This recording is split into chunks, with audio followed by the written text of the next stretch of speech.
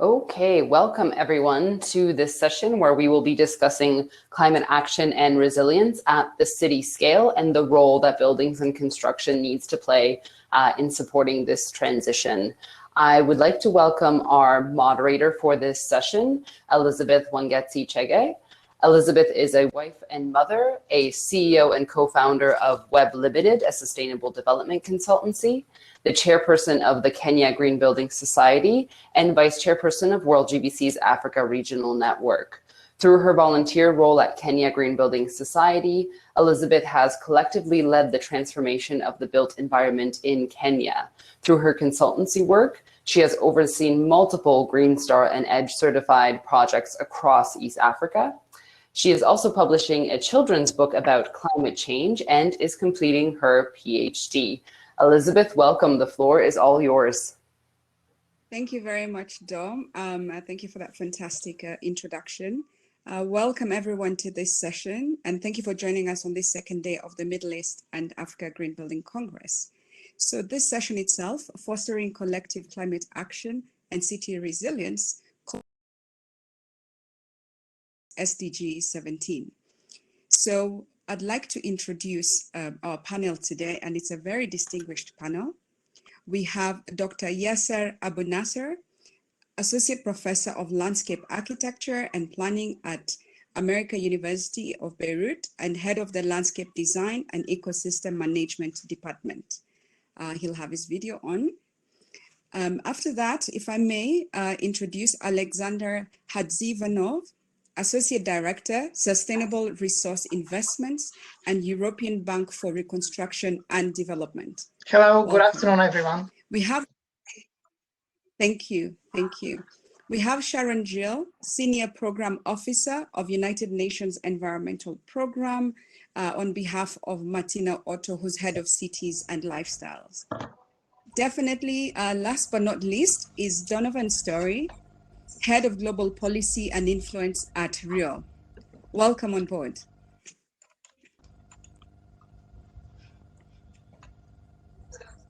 So switching swiftly, one thing we've noted with the sessions that we've had so far, you cannot talk about buildings and live out cities. So this is a very, very important session. And we'll start off with a question to Sharon Gill. Where did the idea behind the Global Alliance come from, and how is it streamlining climate action within the built environment sector? Can you hear me okay, Elizabeth? Yes, great, thank excellent. you. So hello to everyone. Thank you very much for asking that question, Elizabeth. As you know, we've been working, UNEP has been working on sustainable buildings and construction for a long time. And one of our initiatives in the past, the Sustainable Buildings and Construction Initiative, had a wonderful suite of partners that had been building evidence around the potential impact of the building sector in the climate discourse. Come COP21, it was the excellent opportunity to really bring to fore the role that the building sector can play in climate action, and that the collective action of the building sector has such a huge impact, considering that I think the audience would know the statistics. 1/3 of all final energy consumption and 50% of global electricity use we account can be attributed to buildings. In addition, buildings generate about 1/3 of the world's carbon emissions. So, you know, it was really bringing together this collection of wonderful partners and minds, and of course, under the leadership of the French government, that the Global Alliance for Buildings and Construction came to be, and it builds on that collaborative spirit, which we in UNEP really want to promote. Now, you asked me how the buildings and construction sector can support sustainability. Yes, we'll stop for now so that we okay. have the other speakers come in, then come back to you. to hear more about the Global Alliance work that's going on. Thank you for that. It's quite collaborative to even start at the point of COP21. So the next question goes to Alexander. Alex, you ready? Yes, thank you. Absolutely. Thank you. Brilliant. So the EBRD has partnered with the World Green Building Council on more than one occasion. And most recently, you supported the development of sustainable reconstruction and city generation guidelines. As a main regional financial institution, where do you see the role of green building councils in supporting your activities? Yes, thank you, Elizabeth. Very good question. Well, to start it from the bigger and then go directly to the details of your questions, I would like to share that our board of directors has approved by end of last year quite an important initiative, which is called Green Economy Transition Approach 2.1. And this is important because it calls for a very radical action to address climate change. It commits us as EBRD to invest more than half of our proceeds, which is roughly 11 billion per year, to climate actions, and calls to accelerate our efforts in green economy and climate finance. Now, buildings are identified as one of the key priority areas. But buildings, and we all know that, are very complex, very difficult and fragmented sector. How to achieve success on that? Well, the answer is obvious: by partnership, by collaboration, by networking. And then for us, the Green Building Councils in the region and globally as an umbrella association actually is a perfect network which joins together professional community, policymakers, business community, as well as academia. That is why we see a lot of synergies between us, a lot of positive benefits of our mutual cooperation. That is why we are very happy with this cooperation, and we are looking forward to strengthen it and for further activities. Thank you. Thank you, Alex. If I may just clarify, I'd like to hear the sound of finances going to green buildings and green infrastructure. Was that $11 billion or euros per year? Euros. We measure in euros. Fantastic, fantastic. That's great. Thank you for that. If I may have Dr. Yaser.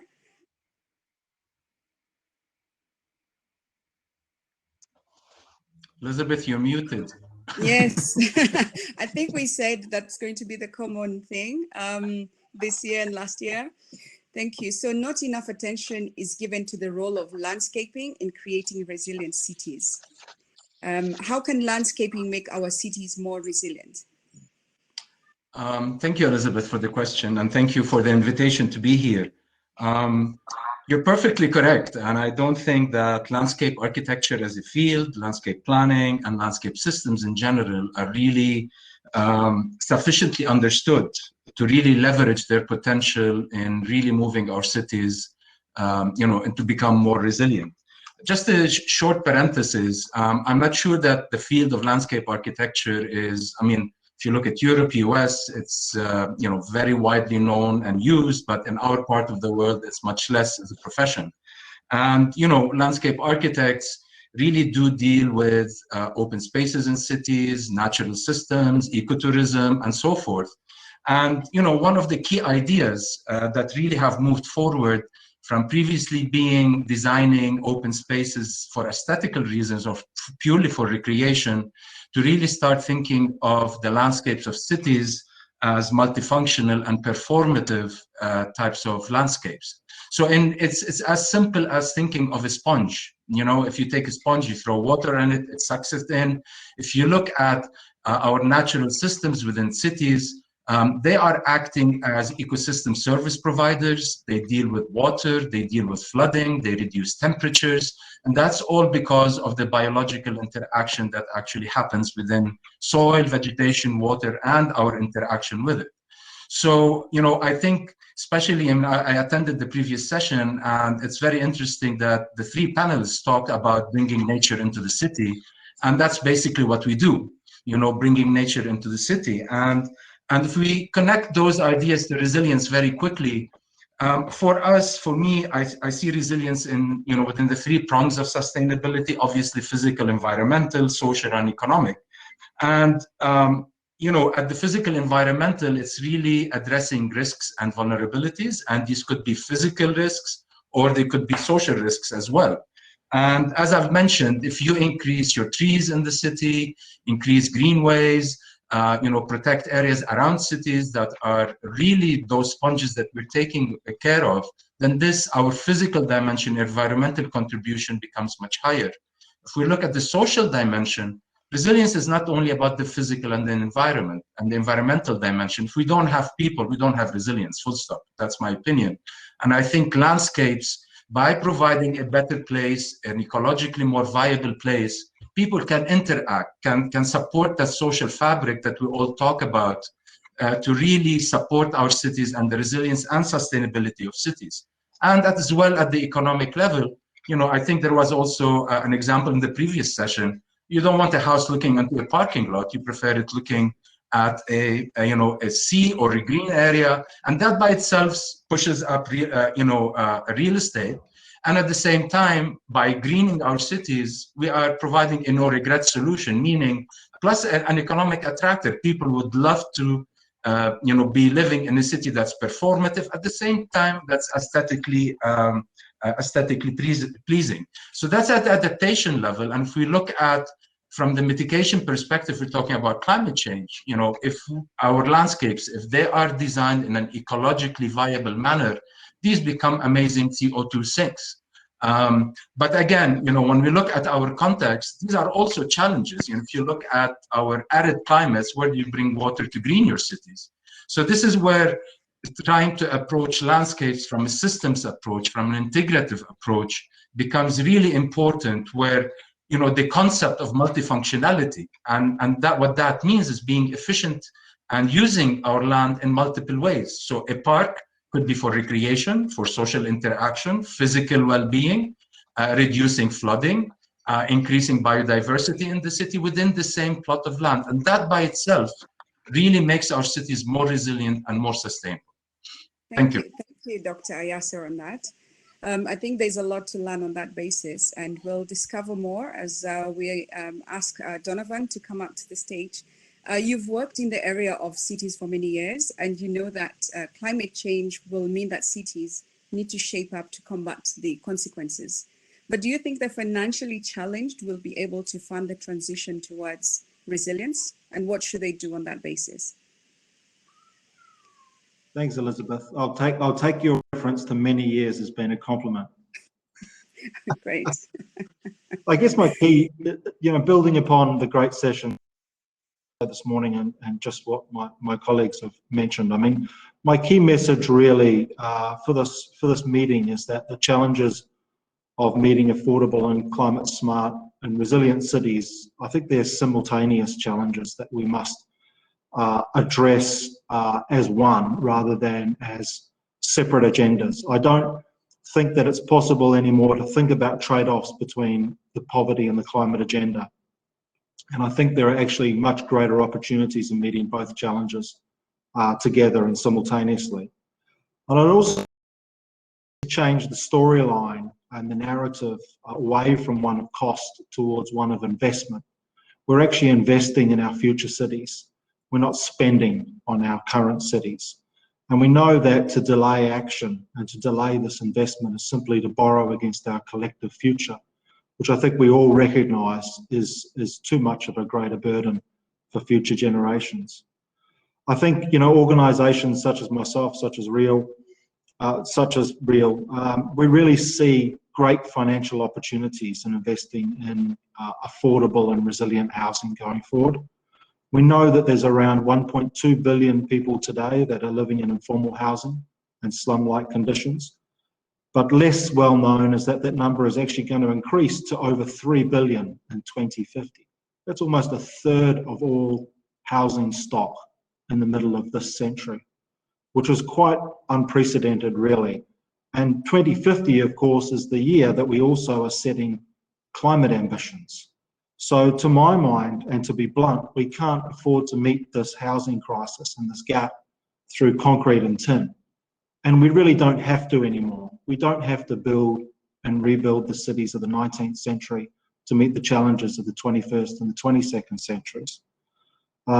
Real has about 30 years experience now in emerging markets. It's supported the building and upgrading of more than 400,000 houses for 400,000 people. And we've done so at a cost of around $10,000 per housing unit. We've shown that you can produce affordable housing, which is resilient and increasingly uses sustainable building materials. And we do so through unlocking the investment that is there. We talk about an investment as if it is completely absent in terms of its availability. But I think one of the problems is that we not are marrying the investment and the finance that is there to the most appropriate projects or solutions. The affordable housing market is a $17 trillion market. It's hugely investable. And I think once we take away and address the policy and regulatory and planning impediments towards meeting affordable housing needs on a meaningful scale, we can start to address the financial challenges and issues, and we can start to take away those barriers. And I think also we need to work much more with urban poor communities. People have been locked out of financing systems and the decisions over their housing needs for too long. And once we start to bring together, I think, a lot of entrepreneurial endeavours with respect to different ways of designing and building affordable housing, and once we connect those to the needs of expectations of people to live in healthy and sustainable and clean environments, then we start to meet the challenges of tomorrow much more effectively. Thank you, Alison.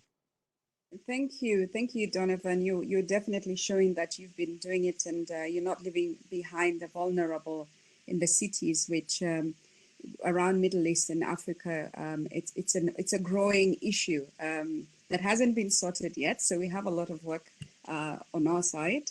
I'd like to invite Sharon Jill back to please tell us what can be done in order to bring the topic of city climate resilience upfront on a regional level. Well, I guess in this conversation, I'm looking at it more from expanding the definition of resilience, of how we see resilience. When we talk about city resilience, it's very often from the perspective of how a city can prepare for shocks, or in the context of disaster risk reduction. And I say this, I think it's very important because we have the recurring theme of investment and financing being talked about. I don't think that financing change, if we are going to finance and invest in real change, we need to shift our thinking a little bit beyond shocks, also into long-term stresses. Climate change risk includes stresses such as food and energy security. Even in the building sector, we need to rethink how we are building things. Where are we going to get our materials in the future? Do we have enough sand for the growing African population, where we know that in Africa, it's the fastest growing urban region in the world? How are we going to meet these needs, the affordable housing needs, for example? How are we going to get there? And I think it requires a little more than looking at what's there. We need to go look at what we can do in the future and reimagine what's feasible. And this is a real challenge because it requires connecting, bringing in the expertise of landscape architects who bring nature into the city. We need the expertise of the financial sector. We need the expertise of the developers to work together and to really rethink the way we build our cities, where a lot of the buildings are. And it goes to the most global issues, where we need to look at the climatic changes in the region. What does that mean? I mean, a lot of the region, we're talking about increase in both flood and drought risk. What kind of plants can live within our cities when we think about that? So there's a lot to consider, and we in UNEP, we don't have all of the answers, but we are trying to bring the people who can develop the solutions together. And we fully recognize that these solutions will be different in different parts of the world, if not in every single, neighborhood even. So we're looking at it from very, very different scales, and how we can connect financing, developer, and also bringing nature into our cities. If I may just add to that, wanted to also hear what aspect of the city level resilience needs to be discussed more. What topics need to be discussed more within the region, Middle East and Africa? Well, as I said, I think it's really about the shift in the nature of the region, in Africa in particular, how there's a growing, it's the fastest growing urban population. And I cannot stress that enough, because it's the implications of that growth are global. Consumption as we know it at the moment doesn't only impact the immediate vicinity. Building materials have very long supply chains. So we need to think about those things. And as I said, we're just in the process of reimagining how we build in the future. Fantastic. Thank you, Jill. And that really adds on to the session that was there previously. If I may invite Alex, how are you supporting cities in MENA in developing climate action plans? Thank you, Elizabeth. Good question, but before answering it, I would like to revert back to what Sharon said, because she said something very important with regards to financing green investments or climate actions. Sharon is completely right.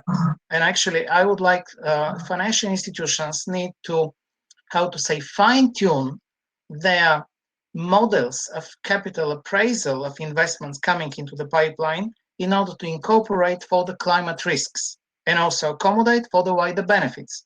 Because if we don't do so, we will expose our clients in future to these risks. So better to incorporate this. And actually, our bank is doing already our homework on the subject. We have committed to start from early next year all 100% of projects under appraisal to assess for compliance with Paris, for alignment with Paris Agreement, as well as to incorporate climate risk into our risk assessment models. So we are working, a part of developing new financing instruments, we are looking into these aspects as well. Now, on your questions, we don't call it actually climate action plans for cities, but we have something which is very similar in meaning, and we call it green city action plans. That means we map cities exposed to environmental risks. We identify these risks, we identify the challenges, we identify models and instruments to address these risks. And this can be the quality of the building stock, the energy performance, urban infrastructure, mobility, urban transportation, infrastructure, wastewater treatment plants. And then once this is these green city action plans are assessed, presented to the municipality and agreed with them, then the bank, our bankers have a green light to start pursuing any investment opportunities addressing these environmental risks within the city.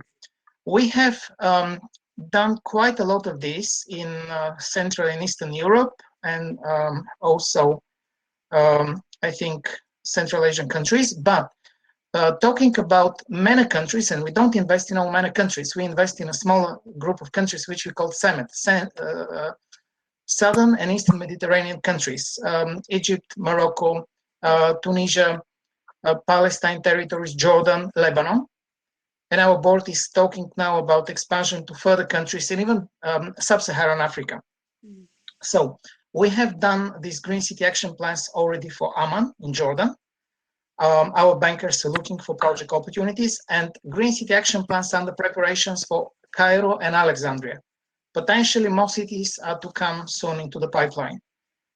But we are not doing only according to the Green City Action Plans. Our bankers, for instance, from property and tourism and other banking departments, they're also looking for urban regeneration projects. And for instance, I forgot to mention in my in the previous question about the guidelines, the urban reconstruction and regeneration guidelines.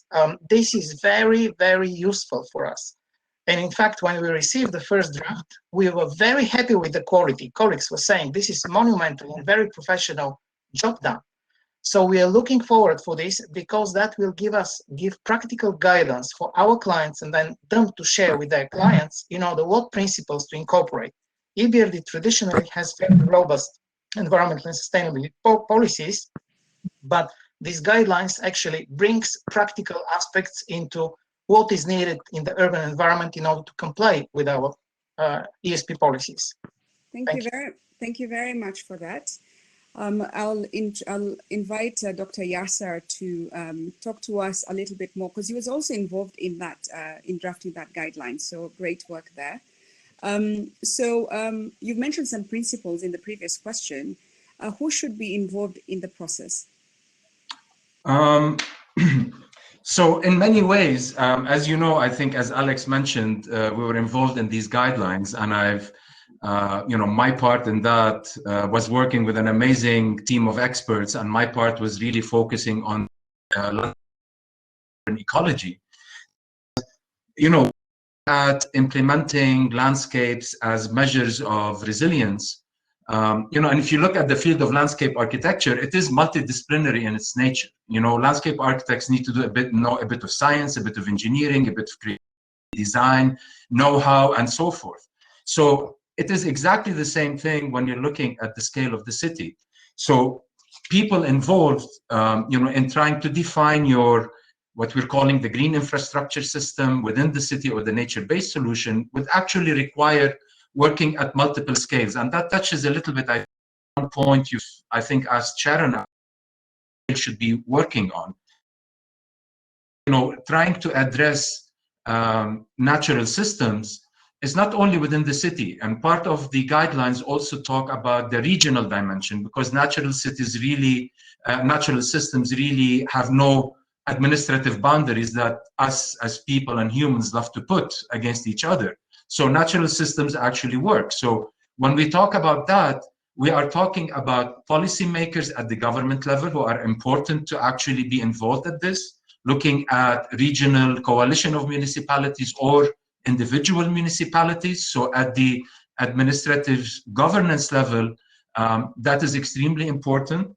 Trying to bring in those systems would also require a lot of experts, obviously an urban designer, a landscape architect, but in addition, urban ecologists, conservationists, and biologists as well. And I think the most important piece of all this story is the participation and involvement of communities, because when we talk resilience, if it's always top down, it's a great book on a shelf or a plan. But if we really don't get buy-in from the people who are being affected by this, we really are not doing anything. So for me, the most important is the involvement of the community. Thank you.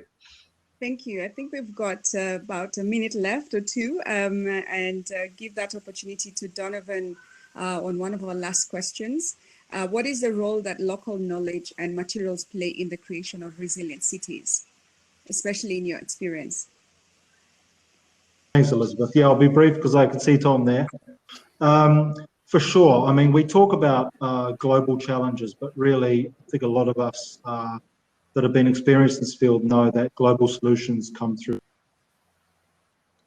And we really must have a combination of local actions and local capacities being developed to support global goals. And I think that, in terms of lowering our global footprint towards lowering embodied carbon as well, we need to invest much more in local materials and solutions. And also we must shift the regulatory and planning framework to support the adoption of these. And we've seen some great innovations recently. Rwanda, for example, and its green building codes and compliance.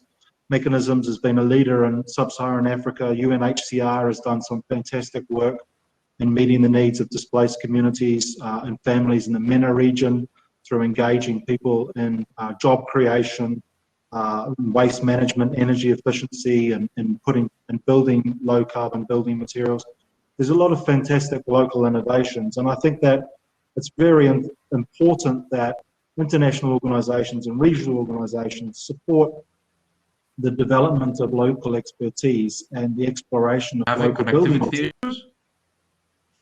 And green building materials to support the transition towards lower carbon cities through community level projects. And I think that my final point would be that, we really see opportunities in supporting also, we're building the capacity of local staff to be able to have knowledge around certification for EDGE compliant buildings and certifications for green certifications for low-income housing and what have you. So there's a lot that also international organisations can do to invest in the capacity of those working at the community level in terms of understanding the opportunities around green and resilient buildings in our urban futures as well. Thank you. Thanks. Thank you, Donovan. Dom, do I have a minute to get a last sentence from everyone? Oh, you're killing me. Last sentence. Oh, no, not from everyone, just from you. One last sentence. Oh, fantastic. All right, I'll try to put it all together. As you've seen, it's a topic that we can't very much cover within that time allowed. So it's an opportunity to actually say this is the beginning of the conversation. Let's carry on with it in Middle East and Africa. So look out for communication from the team, World Green Building Council. And let's continue with this because we're the only ones who can make this change. Thank you. Thank you so much, Elizabeth and panelists. And I'm going to ask everyone now to quickly head over to the Greening the Path to Recovery session. So again, just click on the session icon and it's there waiting for you. We'll see you there very shortly. Thank you, everybody. Thank you, Elizabeth. Bye-bye. Thanks, everyone.